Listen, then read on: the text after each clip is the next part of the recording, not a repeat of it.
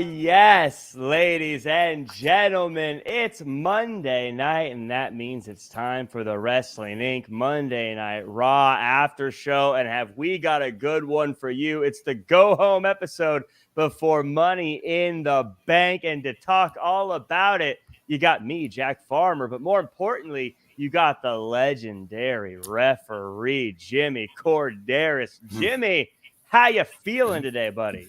After that introduction, I'm feeling fantastic. I can't help but you pump my tires so much. I mean, it's amazing. I love it. Yes, well, good, because we're gonna have a lot of fun on this week's episode. It's just you and me filling in. They talk about civil war in the bloodline. I think our little bloodline's been splintered up a little bit here, Jimmy, because it's just you and me. Justin, he's nowhere to be seen. I don't know where Issa or Alfred or anyone else is. It's just you and me standing here. Yeah, you know what? We will get through it because that's what we do. Before everyone starts wondering, there's no civil war in Wrestling Inc. We're all fine. Justin's just taking the week off. But we got everyone in the chat already. Thanks so much for showing up, everybody. Make sure to like, comment, share, subscribe, all that good stuff. And you know what? Since it's just us today, Jimmy, I think I'm going to throw up a couple extra chats throughout the night. So everyone, if you have your thoughts, get them in there. We might be doing a little special here on letting people pop in here. But let's talk about a little bit of news first. I guess real quick, though, and I'm totally not. This was not part of our pre-show notes, so I'm throwing you under the bus a little bit here. Okay. Did you get a chance to check out Forbidden Door? Did you watch it? I don't think we covered it on Wrestling Inc. So I don't know if there's anyone who's.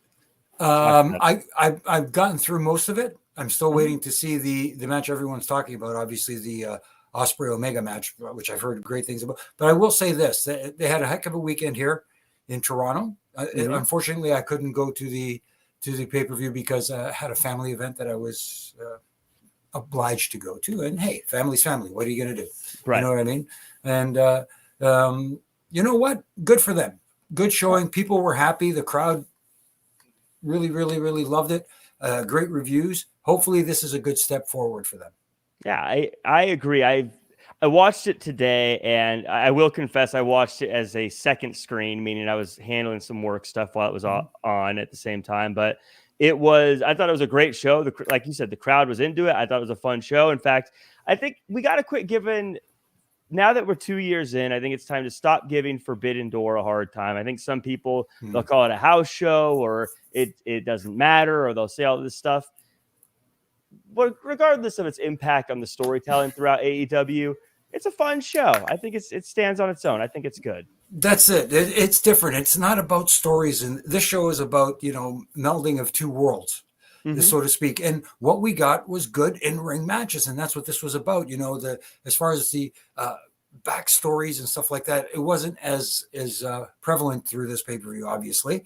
It was more about the matches themselves. We have these iconic matchups between, Omega and Ospreay, which could lead to a third one maybe at their next big event in the UK and stuff like that. So if from an in-ring standpoint, awesome job, I thought. Yeah, we got a couple of ratings here. I saw an 8 out of 10, I think, earlier, and a 7 out of 10. I also saw it's a Tutgraph saying it's a chance to watch different stuff. I bet the wrestlers enjoy it. Ricky saying Forbidden Door was boring first hours, but the rest of the show was good. And Stephen Camp saying AEW pay-per-views are too long.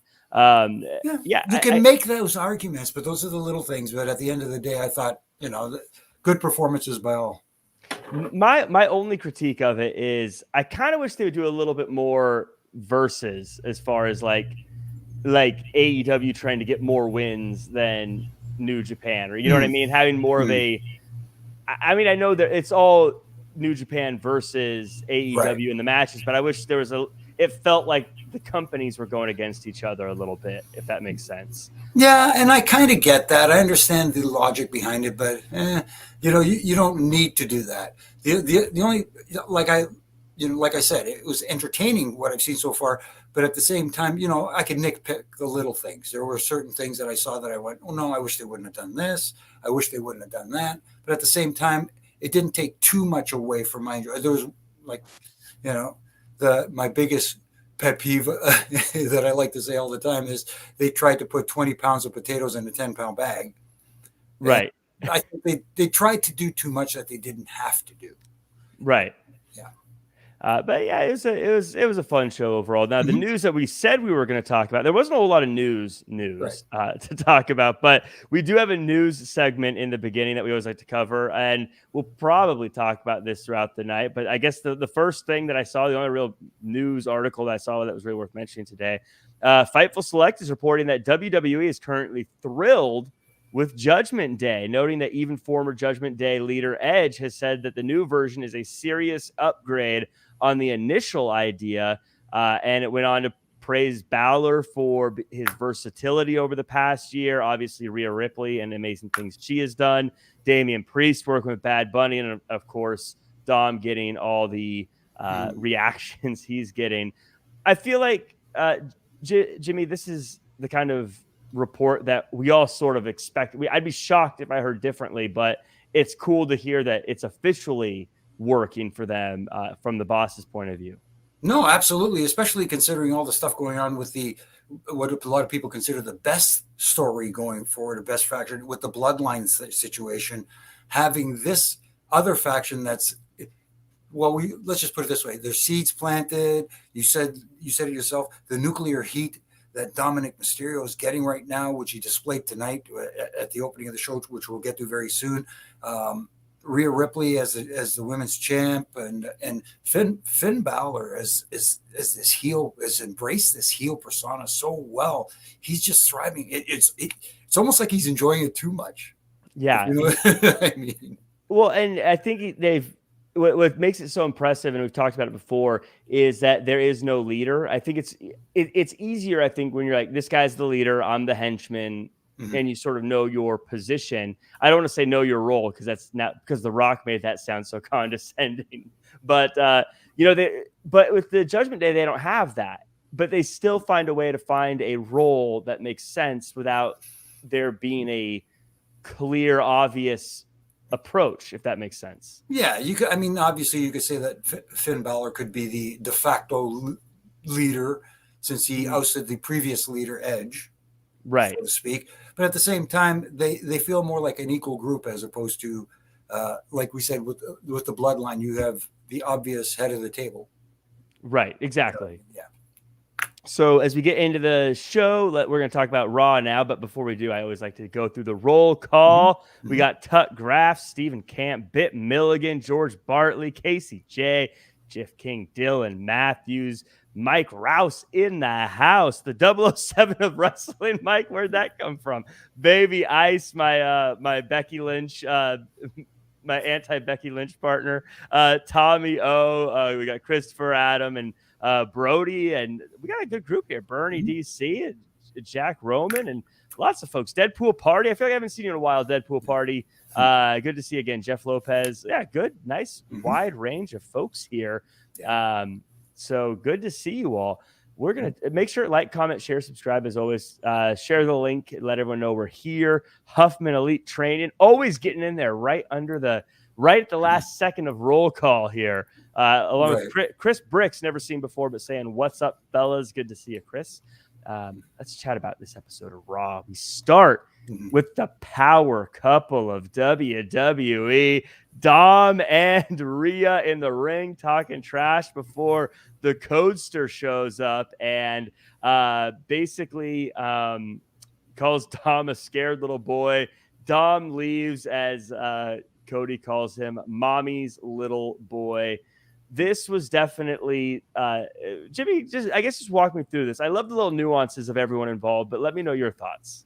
No, it worked really well, because you saw every time Dom with the microphone went to say something, the crowd just jumped on him and didn't allow him to speak. But the best part about it was not that the crowd reacted like that; is how Dom reacted to the crowd. Because he looked annoyed. He looked like he was getting upset about it. I mean, he played off the crowd really well. And even when Rhea tried speaking, they did to a certain extent boo, but not like obviously to the levels of Dom, and allowed her to speak. And she kind of spoke for her man, mommy did. And even little things like he went to go say something after Cody came out and the crowd jumped on him. So he went over and he whispered into Rhea's ear. Yeah. For her to say what he wanted to say. You know what I mean? Little things like that. It just works. Yes. And it's so, because it's so childish what he's doing. It is, I know there's obviously the play on mommy, but there is that kind of level of, it's almost like it's his mom and he's scared to say something. He's like, Mom, can you tell that guy to stop it? Or even the little things like when Cody got in the ring, I loved how Dom stepped to the outside of the ropes when Cody was in the ring. Just those little things that Dom does that make him so great in there and this whole thing. And I wouldn't have said it a few weeks ago, but Cody is a great foil for him as well, because Cody is everything Dom isn't. He stands up for himself. He says what he means. He approaches problems head on, and Dom is the exact opposite. And that's what makes them so great. Exactly. And that's what is missing in a lot of wrestling today is you have that definitive heel babyface persona. Like you said, Cody's really, after WrestleMania, when people say he should have won the title back there, and he doesn't seem to have lost really much steam, has he? No, not at all. No, exactly. So, and Dom is like you said, just the people are just, nuclear heat. So this is working. You have a top of the line babyface against someone who's becoming a top of the line heel, and who better to make this guy even more hated than someone like a Cody Rhodes, and he's good at that. He's been fantastic at it. Bernie DC, by the way, saying Jack loves his demerit giving. Everyone says I love everything except when I don't see in the chat regularly. Then you get a demerit, and if you get 3 demerits, it's a write up. You don't want to know what happens if you get 3 write ups, Mister. It's a warning. Yeah, we got Stephen Camp saying Mommy Boy needs to be a shirt. And Chris Bricks, I do always miss you. I'm so sorry, but I thank you for being in the chat here today. Tag me. I'll retweet you and all that good stuff. There's that crooked finger again. Let's see all those years of counting to 3. No, this is because this is on my left hand. This was actually, I got stomped on by Haku. Ooh. It was Haku and Sika in the tag match against, I forget who they were working. I think it was Powers and Roma or something like that. So he came in to make a save while I was counting. I had my left hand down on the mat planted. 1, 2. He comes in to make the save with a kick, but he planted on my baby finger with his heel. And I don't know how many people I scared with my screaming, but anyways. But here's the toughest guy in the WWE, one of the toughest guys it's Haku, you know what I mean? Looks at me and goes, "Sorry, Jimmy." And I'm like, dude, you want to break another finger? You know what I mean? It's just Haku. But he was a good dude. Just don't get on his wrong side. Yeah, I was going to say, I think if he broke my finger, I wouldn't complain to anybody. Right. So it remained like that. You know what? Didn't even get it. You know what I did? I did the old school thing. I taped it to this finger, to my ring finger. Right. That was it. There you go. Thank you. Thanks for coming up, Jimmy. Mr. Tough Guy. Wow. Again, I guess you're right. Like I said, I wouldn't say anything about Hawk. I mean, no, we're good. Nothing. Everything's fine. As a tear runs down my cheek, I'm good, buddy. Don't worry about it. Baby Ice saying, speaking of Dom, we love chicken heels. There you go. And then Tutgraph even saying, I never dreamed Dom could be this good. He's just getting started. Jonathan Torres thinks that Brock's getting involved in their match. Droid J says Cody is the biggest heel in the biz. Okay. People are very... I'm not seeing it, but hey. Some people don't like the roller coaster, as MJF calls him. But we got Shinsuke Nakamura versus Ricochet. Bronson Reed is on the outside, and it doesn't take long before the two competitors take shots at Reed, and Reed gets ejected to the back. After this, we get a straight-up match, and Ricochet gets a straight-up clean win over a former Royal Rumble winner. Jimmy, this was I said this on Twitter, but I never actually double checked the win-loss records here. So this is just a gut feeling. Ricochet is on a sneaky, under the radar, strong run right now. It feels like he's getting wins and looking good every week. Yeah, you know what? That's a good point. I didn't think of it until you just mentioned it now. That he has been picking up some wins lately, going into this Money in the Bank match, because we know his abilities, and everybody's saying, "Oh, Ricochet with ladders and that area." This could be very, very interesting. What we see, I don't unfortunately see him winning the Money in the Bank ladder match because it's more suited for a heel. Let's put it that way, that Money in the Bank for them to cash in, that sort of thing. But at the same time, he had a hell of a match against Nakamura that, despite them both being pretty much baby faces, I think they had a good chemistry together. They worked well together. Having Bronson Reed come out, I think was just a little jab at somebody to have them ejected and not show up and not come back in and kind of, anyway. Yeah, right. I think that maybe not, but that's, what I'm possibly thinking. But at the same time, it was a good, decisive win for Ricochet, and it's good for him leading up to Money in the Bank, making people think he has a shot, even though in matches like that, traditionally, the Money in the Bank briefcase works better for a heel.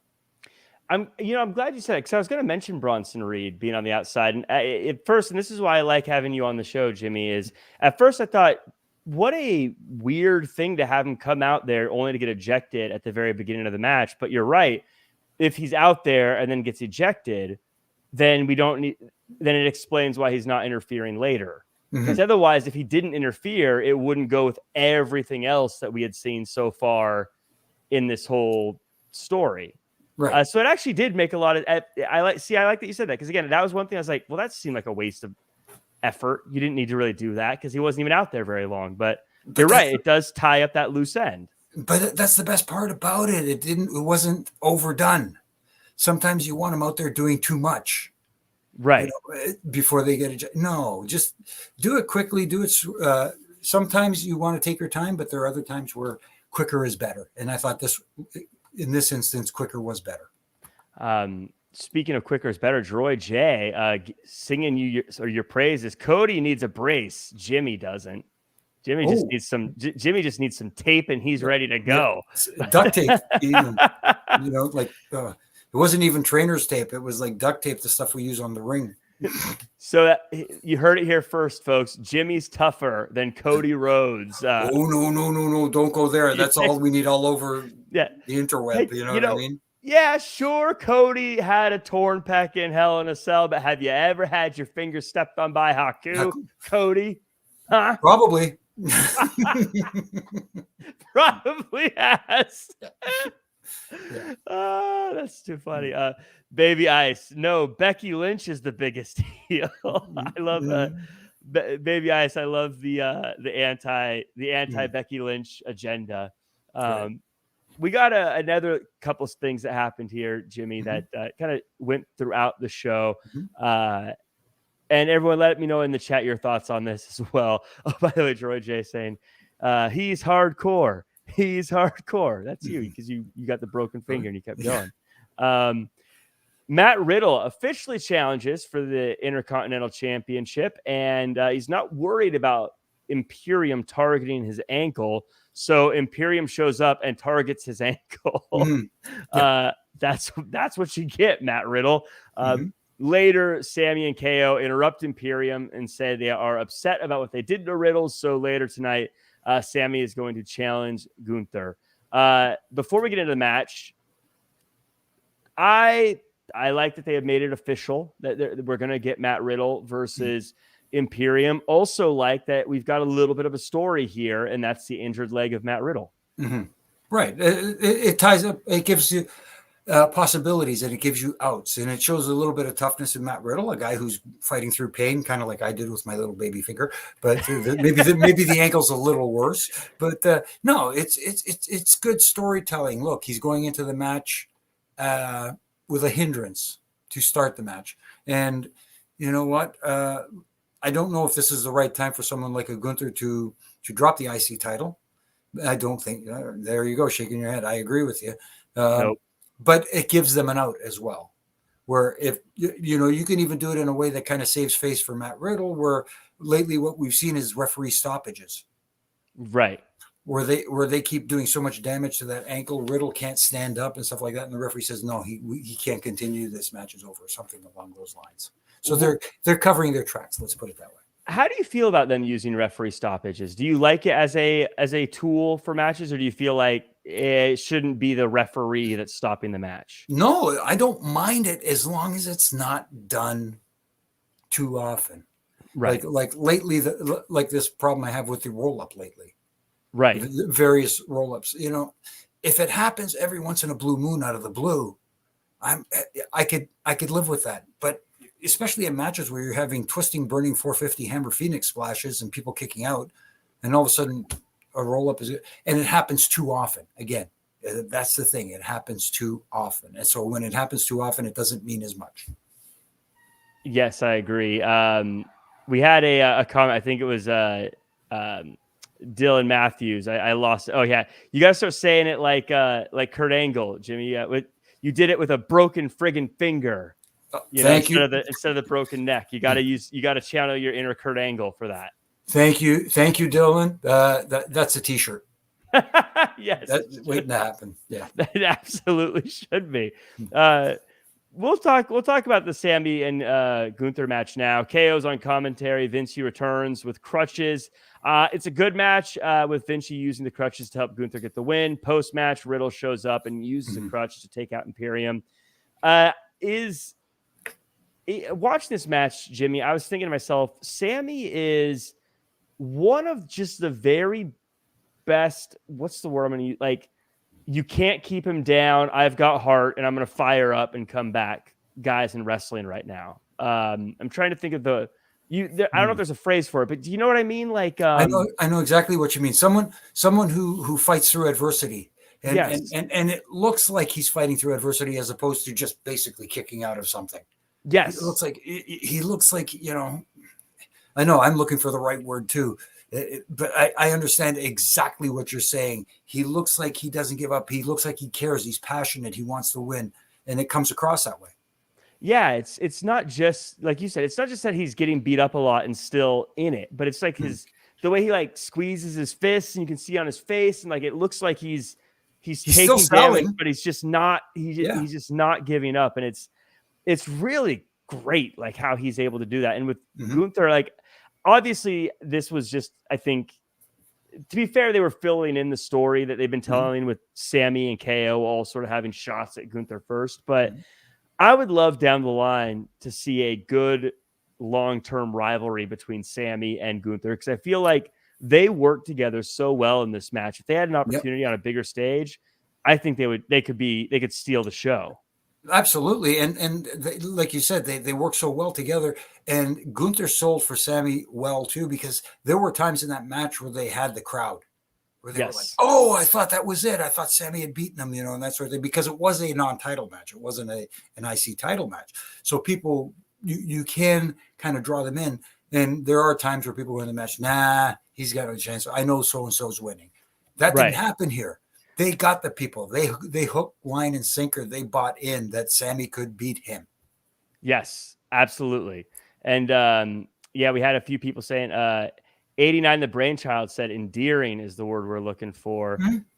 Azel Pampas says heart also works. And then Stephen Camp with never quit attitude. Yeah, no, all those are all those work. And passionate. Sammy Tutgraph saying Sami works well with everyone. He's good for Gunther. But I mean, Sammy's great. You're right. Both these guys are great with everyone. So it's not exactly like a rocket science. They're good together too. But I just think something about their characters also really fit together well. No, absolutely. Yeah. Also because one of them is one of the most beloved wrestlers in wrestling right now in Sami. And the other one is one of the most, he's no fun at all. I mean, he's loved as we all like Gunther, but his character isn't very lovable. Gotcha. So we continue on, and we got a quick matchup. Ronda Rousey versus Raquel Rodriguez. Raquel looks tough, but the end comes as Morgan and Baszler get to the outside, start getting into it in the outside of the ring. And eventually Raquel gets rolled up and Ronda gets the win. Of course, Jimmy, it's your favorite finish to a match, a roll up. But I think, go ahead. No, at least this one had a little bit of a twist to it. It was kind of like an armbar roll up kind of thing, but still. Yeah, right. Same idea. But I guess the story of this match, though, I think really wasn't to.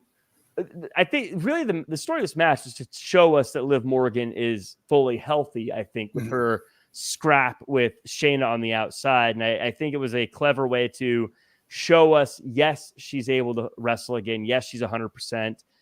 But not give us a match yet. So for all of us Liv Morgan fans, we're like, I gotta tune into Money in the Bank now to see her in an actual match. I get that point, but there's just something that didn't connect with me tonight in this match, and I was trying to figure out what it was this whole time that I can explain it to you. And I think for me it was, and I hate to say this, Ronda. She just. I don't know. You talked about how it felt watching Sami in the ring. I didn't get that same feeling from Ronda. It was like her going through her match. Yes. Do you know what I'm saying? It just didn't. I didn't feel that. What was the words we used? Passion. She sold pretty well. You know, obviously her offense was pretty good. Technically, she was sound. It's just there are other factors involved, like little subtle expressions in your face, things that you do that make it look like you are into what you're doing in the ring, and it just didn't feel like she was into it. Yeah, does that make sense? Yeah, no, I get what you're saying. I feel like she has one, like not one speed, but like she sort of has the same face, the same facial expression in all of her matches, and sort of the same approach, as opposed to someone who has the. Like when Raquel was beating her up, and Raquel's supposed to be the big, strong, like superhero of a good guy, it didn't feel like she was facing someone who was bigger than her. It felt like she was facing someone that she's like, yeah, I'm Ronda Rousey, I'm going to beat you. Right. As opposed to that, like, oh wow, this like Brock Lesnar seeing Keith Lee, like I don't know who you are, but whoa, look at this big guy. She doesn't have that kind of. She wasn't giving me that. I would have loved to see her give us a little bit more like, wow, this person is the most powerful person I've been in the ring with. This is different than I expected. Yeah. Instead of, oh yeah, I'm Ronda Rousey. Yeah. No, I get the overconfident cockiness and stuff like that, but that wasn't what we saw. Right. This was kind of like, yeah, okay, I can do this. Right. You know what I mean? Yeah. And don't get me wrong. There's nothing wrong with her in-ring work. It's just you need those other subtleties to come out as well for people to get invested. Those little differences really do make a huge difference in how people are perceived. Yes. Baby, I say I will not disparage heel Ronda. Big John saying Liv Morgan heel turn. You think we're getting a heel turn at Money in the Bank? I don't think so, but if it happens, it will be a surprise for me. I feel like we've already got too many heels on the women's division. I don't really know what value she would bring. And we don't really need a heel turn in this stuff. This one here. Yeah. Plus, people love Liv Morgan. I always say, like, if people love someone, don't heel turn them. Let them be loved. It's hard to be loved. Someone's loved, like LA Knight. That's a whole separate TV show, but people love that guy. Let him be a good guy. Just let us love him. Yeah. Steven, Ronda is boring. Dylan saying Raquel needs to stop smiling in there. So, but very, I guess, flat is maybe one of the words. Maybe, yeah. But I think I'm not throwing Ronda out, but I get what you're saying. I think that when she's on the right stage, that all looks good. But I think it's the in-between weeks, like this week, that you need a little bit more not expression, but emoting. She needs to emote a little bit more. I think is the word. Good word. There. So we got a little backstage promo from Finn Balor saying the Finn from all those years ago is dead, and now he's been waiting since he lost the title to Rollins when Rollins laughed in his face and took the title. Jimmy, this was just a really quick pre-tape, but I thought this was the most passionate I've seen Finn Balor. I loved it. I loved that they had video to back up what he was saying about why he hates Seth Rollins, because sometimes people say stuff like this. You're like, did he? I mean, you're just making this stuff up. But then when you see the actual video of Seth laughing in his face, you're like, oh, he did. This is cool. Any takeaways from the video package? No, it's a WWE video package. It's one of the things they do really well to promote matches that are coming up, and that's what they did here. And like you said, heels tend to exaggerate truth, so to speak. And in this case, you went, you know what, Finn Balor's a heel, but he's kind of not lying here. What I mean? And that was the thing. And again, the video package that they put together and other video packages tonight that they did show were really well done and well produced. Yeah, they're told great story.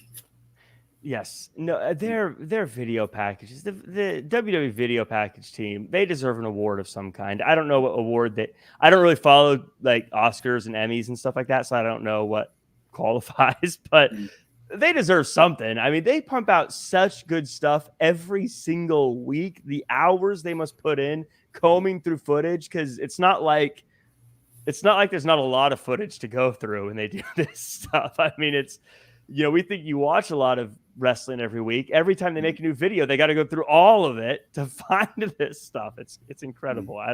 I'm sure they have a system or a filing, or I don't know what they do, but it's incredible every time they make one of these videos. Yeah, I hear you. So right after that, Seth Rollins comes out and gives a shout out to Carmelo Hayes and wishes him good luck. He says that the best version of Finn Balor is not as good as the best version of Seth Rollins, which I love that line. Finn tries to sneak attack Rollins, but Rollins catches him. Eventually, Finn gets the upper hand. A brawl ensues. Headline here, Jimmy: Seth Rollins has damaged ribs. Wow. That kind of fits in perfectly with with Finn Balor's finishing maneuver, the coup de grace. Yes. Funny how that works out, huh? Yes. Every time someone says they have injured ribs, I get flashbacks to DDP wearing rib tape for like 4 years straight. Yeah. It's almost like right now Orange Cassidy that wearing the tape on his back for how long now? Forever. It's going to be there forever. Yeah. To the point where they were giving him, like in the video games, they would have him wearing taped up ribs. Tremendous. But Tutgraph's saying no demon sightings, I guess. So yeah, it's true. I do kind of like that they're not saying this is a demon showing up. Right. Then Dylan said slight teases, but that's it. Yeah, it was Dylan said he would not be shocked if Finn beats I think he meant Seth. Finn beats Seth, yeah. That could be a very interesting one here, but I thought this was a fun promo. This was, I think this felt like an episode where a lot of these stories kind of ran out of juice, but they needed to fill the 3 hours. Right. This was one where I felt like they filled the time in a way that was entertaining, told a little bit of story, and didn't feel like they were as out of juice as they probably were going into it, if that makes sense. I mean that in a complimentary way, actually. Of course. Still making it feel like this is something new and fresh. So yeah, because that's my overall thought on the show. Spoiler alert. Felt like we were a little bit out of juice this week. Felt like maybe Money in the Bank should have been this weekend instead of next weekend. And that happens sometimes. I mean, it's a lot of TV. But we got Ciampa, who says that when he was away, he realized that The Miz is a manipulator, and this time he's creating his own opportunities. So he's going to have a match with Miz again, but The Miz jumps him, beats him up, and we don't get a match. It's just Miz beating up Ciampa. I'm torn on this one, Jimmy. No, not me. Oh. Sorry. Okay. Yeah. At first I was, and then I thought about it. It's nice to see a strong, aggressive Miz every once in a while. And that's what we got tonight. We got that Miz like, hey, this guy looks like he means business, as opposed to, the chicken crap heel, you know what I mean? And the guy who's always like no. And kind of, I don't want to say comedy version of Miz, but this looked like a aggressive, different side of Miz. It's almost like a switch was flicked inside, and he went, yeah. I agree with that. I actually agree with that. I absolutely agree. I love the attack by Miz. The thing I'm torn on is Ciampa. Are you an idiot? How did you not know Miz was a manipulator? Like, I feel like everyone in the pro wrestling industry knows that he's in it for himself. What was he, like? What are you talking about? You didn't know who he was. That's like saying I didn't realize Randy Orton was the kind of guy that RKO's people out of nowhere. Like, that's his whole thing. That's all he does. I don't know. I felt like that. I get it. It made me think a little bit like. But it's the wrestling world, you know what I'm saying? So when we see that Miz every week on TV, we have to, the suspension of disbelief, is that the word? Yeah. Where this is a different world where he doesn't know Miz the manipulator like we do, because we see it every week on television. Dylan says death, taxes, and Miz is a manipulator. Those are the guarantees in life. I get it. It is kind of like one of those things that, like when someone on a video is like, I hate this guy. And then later they're like talking to the person, like, we're friends. And the person clearly has never watched Raw before because they didn't see the tape themselves. Right. And you're like, how did you not know they were saying this stuff about you? You just kind of go with it. But that was the one thing where I was like, really, Ciampa? I also just like Ciampa as a bad guy. I don't really like him as a good guy. I want him to be the no one will survive guy. But I do like that Miz got a little bit of a win here. I like that he didn't come across like a loser all the time. He came out on top without really winning. Right. Yeah. I would like to know what his win-loss record is specifically. Probably not good. Probably not good. Probably one of the probably has more losses than just about anybody in WWE history, I'd imagine at this point. But still has tremendous heat. At least on TV, because back in the old days when they were doing like 6 house shows a day, that's probably different. That's probably different. You can't compare those records, but I mean, like on TV, probably. No, he was getting heat from the fans, but he was getting more backstage. Anyways, that's a different story altogether. Adam Staples wants to know, why is Ciampa not alongside Johnny Gargano? Why is he feuding with The Miz? Hey, you know what? If Ciampa does turn heel, we know him and Gargano have a history together. Yep. That would be a perfect person to turn heel against, and you can have and they have great chemistry together too. So that would be awesome. Yeah, I think they want. I don't know what Johnny Gargano's situation is because he hasn't been on TV. So whenever someone's off TV for a while, you never know. Like, are they hurt? Is there a reason they're off TV? So if he's not on TV for a reason, that might be why. I just hate the old creatives got nothing for you. Yes, and it's probably good for him to stand on his own for a little bit. Ciampa, that is, so you can kind of learn who he is instead of him just being a guy in a group, which is how the non-NXT fans would see it. Bernie says, good feud for Tommaso to come back with, gives him a chance to get back into the ring condition while Gargano is still getting healed up from his injury. Oh, so there is. Okay, so sounds like there might be an injury. There you go. So we'll see. And then Adam Staples, are they still bringing back DIY, or is that just talked? I don't think they ever actually said they were bringing back DIY. I think that was just people on the internet saying they want to see it. Yeah. Dream Realm Studios, Miz's record is better than Kurt Hawkins. Fair point. But we move on, and we get a backstage segment. Dom wants to show Cody what's in store for him against a big, tough, mean opponent. And when he comes out to the ring, his opponent is none other than Akira Tazawa. Tazawa with some fire to start, but Rhea makes sure Dom gets the win. Right. Jimmy, this is just perfection. Yeah. And what does it do? It generates more heat for Dom. People were going, you got to be kidding me. Come on. Right. And then when Tazawa got a little bit of offense, and people went, oh, look at this. And then, when Dom finally wins, there's the heat back again. Yep. By the way, Dylan saying Akira Rhodes. Yes, man. I was saying today, I'm Akira's biggest fan. I think I was like, Akira, you are ready. I was trying to channel his excitement from last week. I thought, you can do this, Akira. Right. But Akira's eventually going to get a win, and I'm going to lose my mind. Just so you know, Akira, you got a fan here in Jack Farmer. I believe in you, Akira. There you go. Big things are coming your way. But I thought he looked good in there. By the way, Dylan says Miz is just under 30% win, 67% loss record. Which actually is a better ratio than I would have expected, to be totally honest. Okay. Cool. Tuck saying, like Dom needs more heat. It's true. But we move on, and this was actually one of my favorite segments of the night here. We get the Women's Money in the Bank Summit. I love when they do these. They do them every year where they get all the Money in the Bank contenders in the ring at the same time. We get dissension in the ranks of Bayley and Io. Zelina's talking trash. Trish says she's the GOAT, and Becky beats up everybody. Baby Ice, I know you and I like to have our anti-Becky agenda, but I thought this was the best Becky's looked in a long time. I felt like she did a great job of getting me into her as the favorite, as the babyface favorite. But also, I just love this segment. I thought they executed well. Jimmy, do you disagree? No, it was okay. It served its purpose, but at the same time, this was one of those.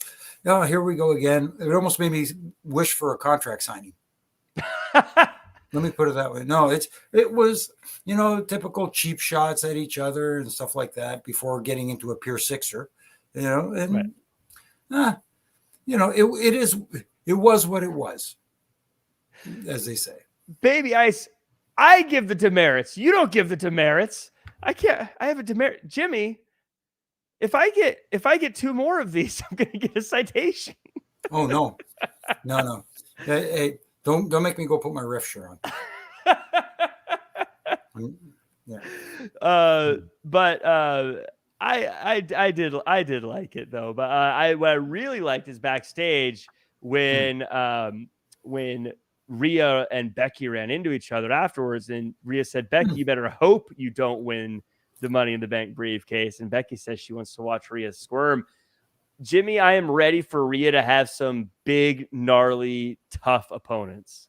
No, absolutely. Rhea is killing it in her role as well, as part of Judgment Day. And the women's division is strong right now. It's just a matter of let's not get too formulaic, like you said. Every year they do this kind of summit thing, and come on. It just felt too like I almost like I could see it coming. What if the contract was on top of a ladder and they all had to climb the ladders to sign the contracts? Well, to get a contract isn't there supposed to be a contract in the briefcase? You sign a contract to get into the match to get the contract. That's in the briefcase. This is why I would not be a good booker. I would be the worst. I would be the worst.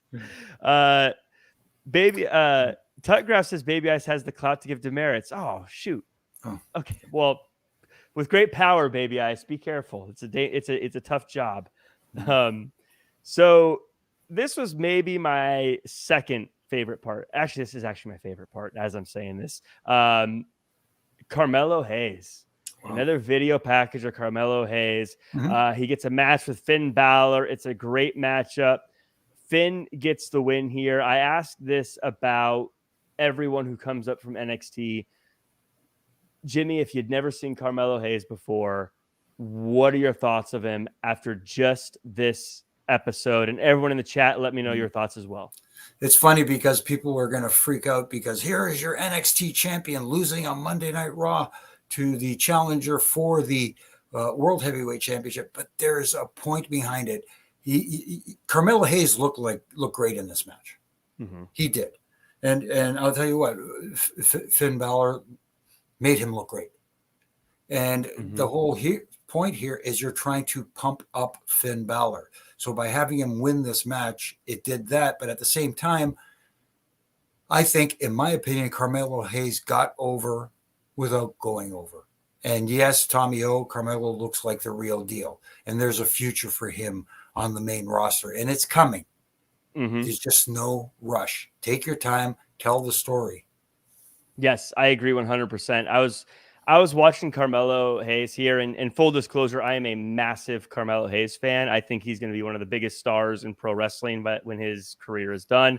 But I was watching this and I was thinking he immediately looks like he belongs on the main roster. I don't see an NXT guy. I see a pro wrestling superstar in the ring right now. And he looked great. The match was great. Something about Carmelo Hayes, he just moves through space differently than everybody else. He's just so smooth when everything he does just looks so clean and natural and smooth. Just there's something about it. Everything he does just is perfect. It's incredible how good he is. And he's good on a microphone. He looks cool. He's someone that if he's on TV and your friend walks in who never watches wrestling, you're not embarrassed by what they're seeing. Carmelo Hayes is going to be a massive star, and I think that he absolutely crushed it tonight. Win, lose, or draw. I agree. I completely agree. And a quick shout out there to Rav Pablo. Yes. Just saying yes, it was. It was me. Oh, wait, where is that? I missed it. Is that a in the chat? Yeah. I was going to try to highlight it, but I lose track of where I'm at sometimes. Okay. So that's all right. But we did get a Tommy O saying Carmelo looks like the real deal. No. Yes. Yeah, he does. And there's a future there for that young man. Yeah. Hey, Jimmy, quick question. Did you do some acting in a show called Fear Thy Neighbor? If it was you, great job. Well, thank you. Oh, that's me. That's the one. That's the right. Yeah. You were in a show. Yeah. I did. Really? I've done a couple of things. Fear Thy Neighbor. I did an episode of Haunted Hospitals. Little things. Here and there. You know what? You were also in one of the video packages today. I'm sure I don't know if you noticed, but and there was also a thing I did where I played an old school wrestler by the name of Vern Gagne. Yes. That one just came out recently, right? Yes. Yes. That was what's the show called? It's a popular show. What was the name of the show again? My goodness. The Dark Side? Dark Side, that's right. Yeah, right. For some reason, Young Rock was in my head. I was like, that's not Young Rock. It's not Young Rock. And I couldn't get it out of my head. But that being said, Carmelo Hayes looked great tonight. Huffman said, I've never watched Carmelo Hayes match. To be honest, I stopped watching NXT a while back. I stick to Raw, AEW, SmackDown, highlights of TNA, and New Japan. I just can't watch NXT anymore. Let me tell you, man, NXT is pretty darn good, to be honest. I know when it made that switch to 2.0, it was pretty rough. And I'm not going to lie, I thought it was a rough transition, but they've found a stride over on NXT, I think. Yeah. And so Droy J is going to IMDb you now, Jimmy. Oh, no. You're going to start getting those residual checks for all the... There we go. Cool. We got a quick little video package. Alpha Academy, Viking Raiders gearing up for war. This was just a fun little moment. Any takeaways here? No, I'm really digging Coach Gable. I mean, I've made this reference before. He reminds me of Kurt Angle before Kurt Angle became the Jimmy Crack Corn and I Don't Care guy. Right. It's almost leading to that, and he's got all the tools. They just need to package it right.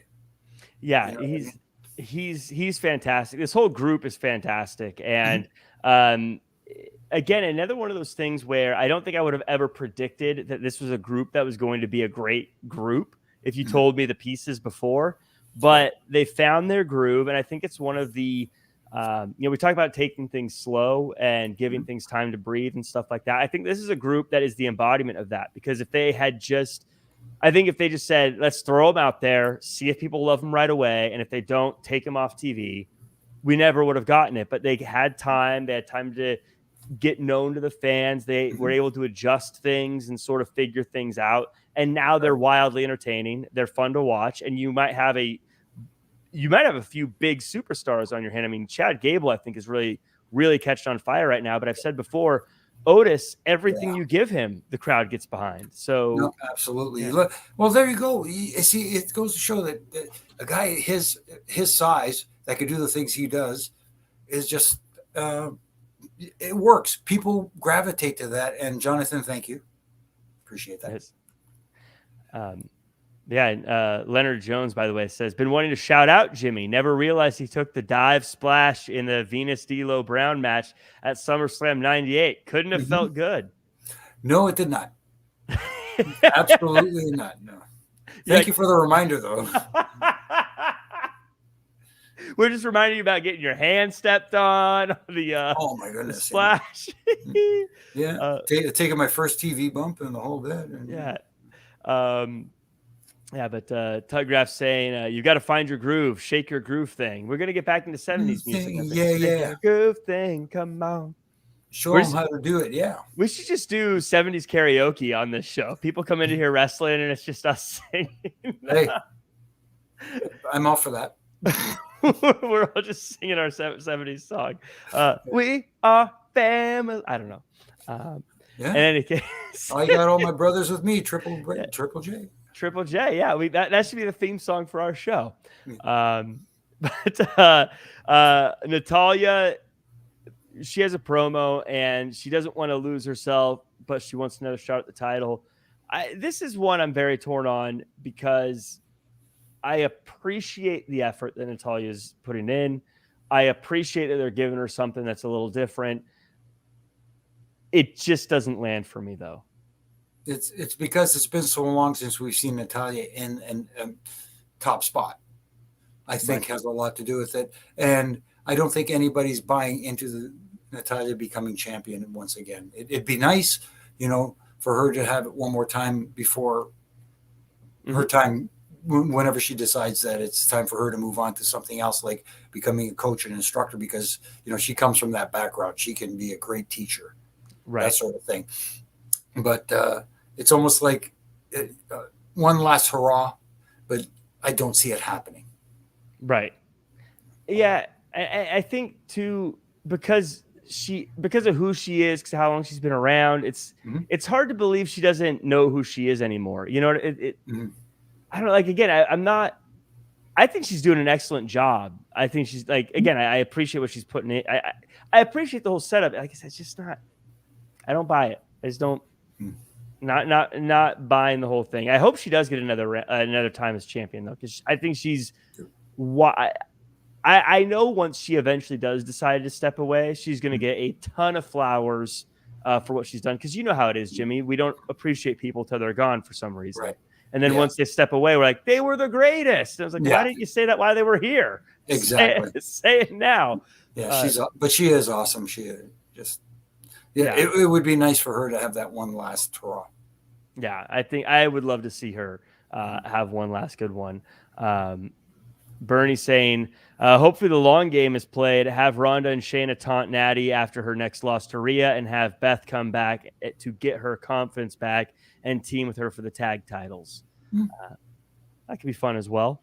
I want Natty on top, though. I want her to win it all. I want her to have that big moment.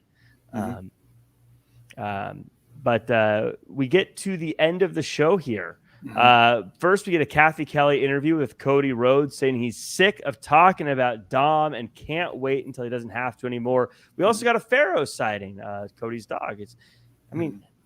How do you not love dogs? I don't know. We get a match, Damian Priest versus Cody Rhodes. Lots of outside interference, but the Codester still manages to get the win. Post-match hit and run by Dom. This is exactly my feel. This match was a great matchup, but definitely the embodiment of, I think they had one too many weeks until the pay-per-view. Right. Yeah. They did their best with it. I want your thoughts, but it definitely was my. I felt like this is great, but they did their best with it. But we told the story. Exactly.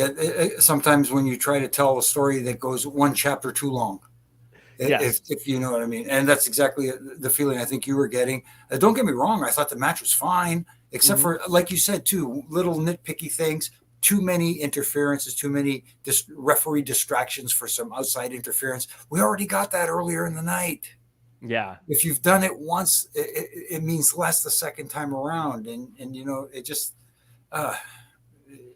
sometimes you need to get, hey, is anybody doing this in their matches tonight? Because this is the main event match. This was the match that they were selling as the main event. That takes priority if it's important to get to where you want to go using a referee distraction or something like that and some cheating. Although it didn't help because the babyface still overcame the odds and won the match. But at the end of the day, like you said, the hit and run by Dom kind of left you going, more heat for Dom. And you want to see Cody just kick his ass. Yes, so it did definitely do the job it was supposed to. 89, the brain shot says, F5 that dog, Brock. Oh, wow. Pharaoh, no. And then Baby Ice says, furry canines on my show? Boo. Baby Ice, you're definitely you definitely wear the black cowboy hat. I love it. There you go. And Baby Ice has got heat with my wife. Then burner account says Rhea is elevating Dom big time. I get what you're saying, but I also think that Dom is doing his thing for sure. He's keeping up his end of the bargain. Trust me. Yeah. Dylan, Dom doesn't beat Cody, right? Stephen Camp said, I almost thought Judgment Day was going to kidnap the dog at the end of Raw. That'd be interesting. That'd be interesting if you see it on a YouTube video coming up this week. But Dom Tom winning, you can make a case for it. Yes. Believe it or not, you can make a case for it, though, Dylan. Yeah, I think so, too.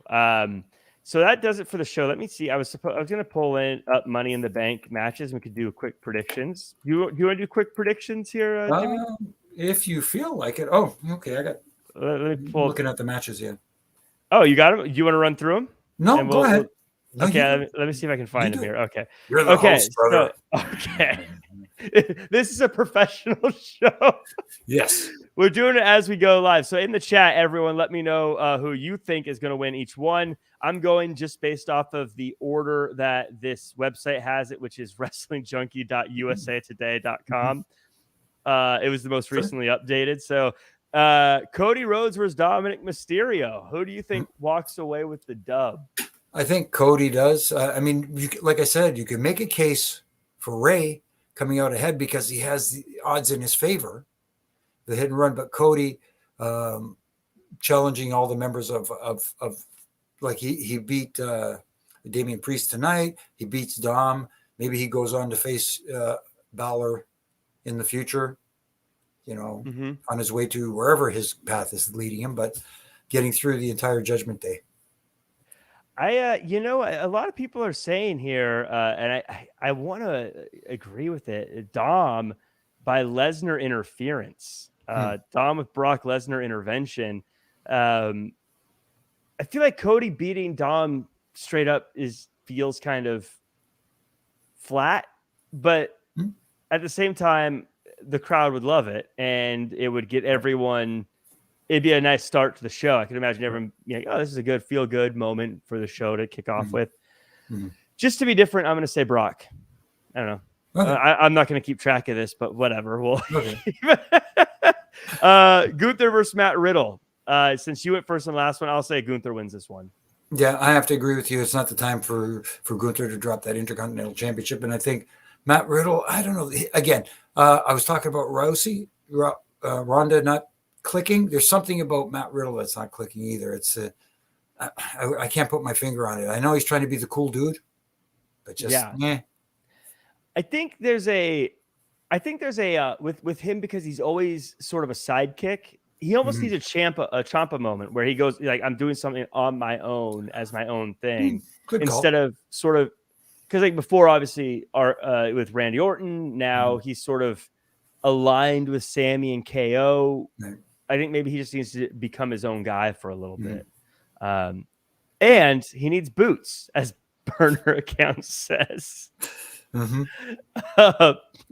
Rousey and Shayna Baszler versus Raquel Rodriguez and Liv Morgan, women's tag team championship. What say you, Jimmy? I mean, I think the champs retain.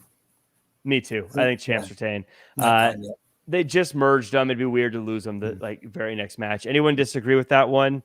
By the way, Dylan says Gunther has to beat the Honky Tonk Man's reign. length, which I think a lot of people are hoping for. Okay. But will he or won't he? That's why without the guitar too. Yeah. Yes. Without the guitar. Now, if he had the guitar, imagine if he came out dressed like the Honky Tonk Man. Gunther would be unstoppable. I know. I hear you. We get Team Ronda, champs winning. Yeah, everyone kind of agrees there. Okay. Then we've got this one is where things get interesting. The women's Money in the Bank ladder match. Zelina Vega, Trish Stratus, Zoe Stark, Bayley, Io Sky, Becky Lynch for the Money in the Bank. This is probably the toughest one to pick, I think, of all the matches. Very tough. Yeah. Whoa! You went first. So I got to go first this time. Sure. This is a tough.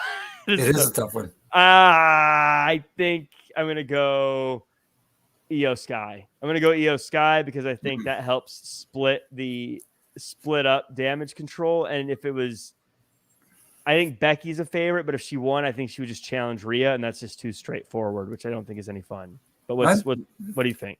Well, I think you're right on one thing. I think the damage control does have a split, but I think Io Sky is about to win it, and Bayley kind of intercedes and snags the Money in the Bank briefcase from her and wins it. Oh, interesting. No one's picking Bayley. That's a really good point. That's a good sneaky pick. Adam's saying Io. Dylan's saying Zelina or Trish. I can't split them. Zelina, a lot of people are saying Io and Bayley will be upset. Io Sky by Jack Roman. Becky or Trish from Stephen Camp. Trish by Rocky Io. This one's tough. This was a tough one to call. So I have to see. But this one is one that's going to be fun. I feel like there's a few favorites. The men's Money in the Bank match. LA Knight versus Ricochet versus Shinsuke versus Butch versus Logan Paul versus Damian Priest versus Santos Escobar. Jimmy, tell me why you think Butch is going to win. No. I wish I could. No, I mean, you can make a case. Look, I'm a big fan of LA Knight. I think his time is coming. Is it now? You can make a case that it isn't, but at the same time, you don't want to wait too long and miss that opportunity like they did in AEW with Wardlow. I don't want to see him get Wardlowed. Let's put it that way. Yes. And yes, I understand the logic behind someone like a Logan Paul because of his following and the eyes he could bring outside of the WWE and possibly bring them in, and put more eyes on the product. That I get too. But if you're talking future down the road with a top heel, LA Knight is my guy.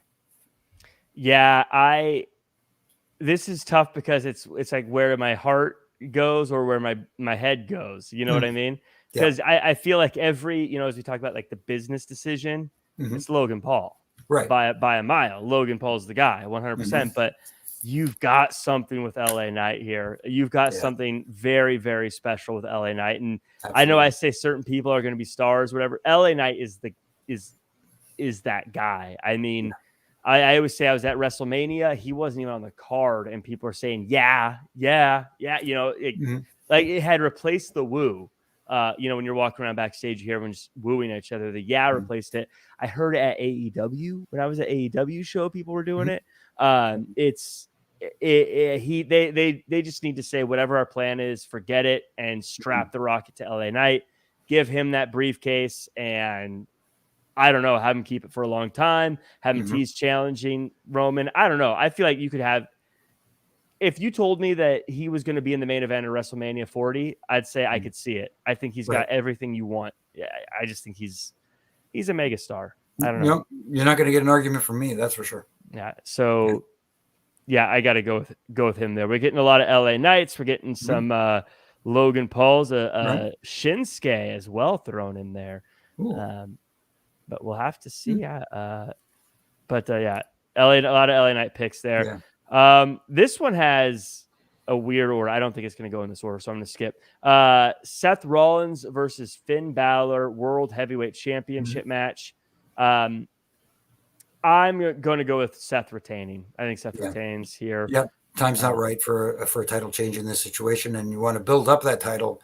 You don't have it change hands quickly. Let's put it that way. Let Seth be he's hugely over. The crowd chants his entrance music and all that sort of stuff. So let him be the guy. Let him be the face.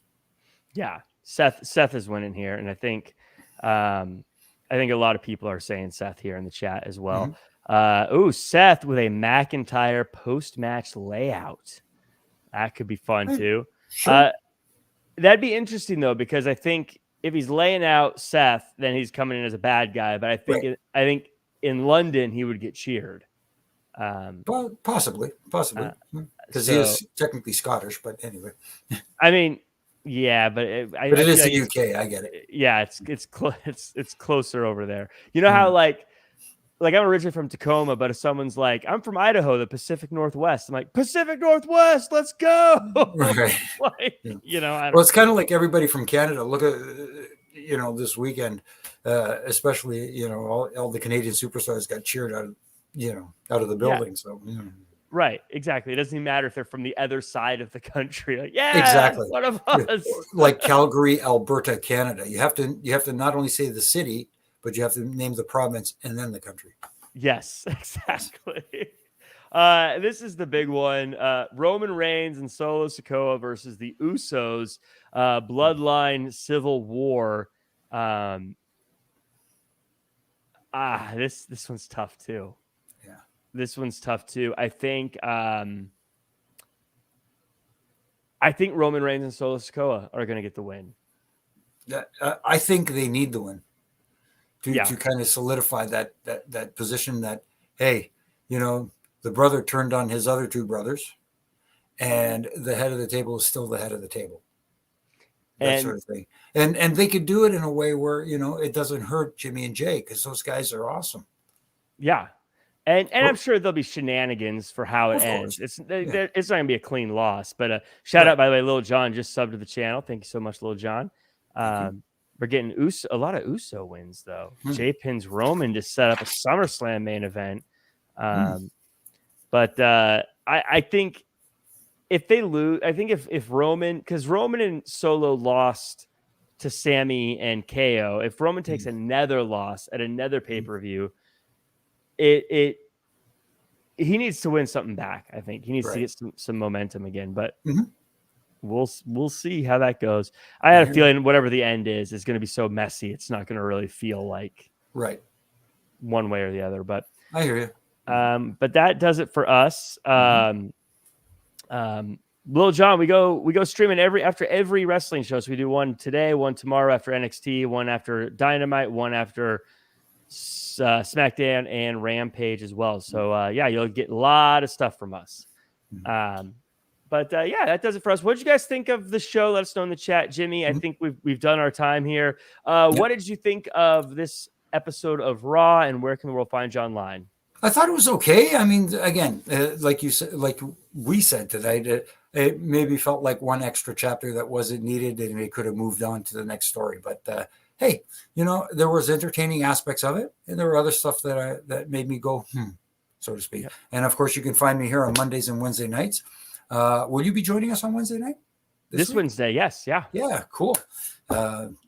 Twice this week we get to hang out. Do I need to wear my ref shirt? I don't know. If you tell Issa to be professional and not be all crazy like she usually is, we'll be fine. Well, I'm not going to tell her that, but I will suggest it. I will just suggest it nicely.